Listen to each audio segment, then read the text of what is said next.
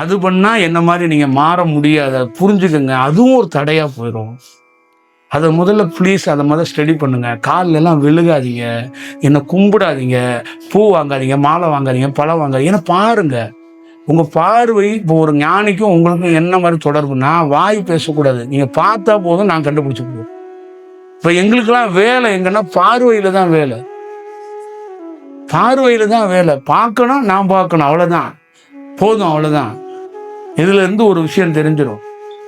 அப்ப இந்த மாதிரி ஒரு செக்சருக்குள்ள வந்துட்டா அங்க நீங்க ஒரு சரியா மாறப்பட்டுருவீங்க. அதை நீங்க ஆசீர்வாதமா அந்த மாதிரிலாம் எடுத்துட்டு போக வேண்டாம். ஏன்னா உண்மையான குரு கிட்ட ஒரு சீடன் ஆசீர்வாதம் வாங்குறது தப்பு கிடையாது. ஒரே ஒருத்தன் தான் சீடனா இருந்து வாங்குறான், பாக்கி எல்லாருமே நம்ம வீட்டுக்கு இவர் வந்துட்டாருங்கிறதுக்காக பொத்து பொத்துன்னு விழுவுறாங்க.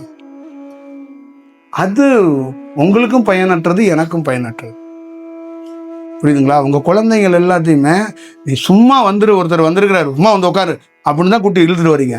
அப்போ அவங்கள்ட்ட என்ன புரிதல் இருக்கும்? என் காலில் விழுந்து என்ன புரிதலை கண்டுபிடிச்சிருவாங்க? இப்போ நீங்கள் என்ன பண்ணுறீங்க? அவங்கள வலுக்கட்டாயப்படுத்தி உழுக வைக்கிறீங்க. அவங்கெல்லாம் ஒரு இன்ட்ரெஸ்ட்லாம் கிடையாது, சும்மா ஓ சாமி ஓ அப்படின்னு போயிடுவாங்க, அவ்வளோதான். அது என்ன ஆகும்?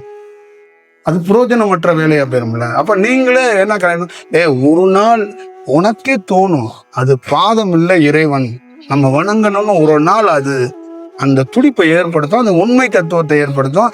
அப்ப இறைவன் என்ன பண்ணுவானா, நீ மகளே காலில் விழுன்னு அவரே சொல்லுவார். அப்படி வாங்கினா அது எந்த தவறும் கிடையாது.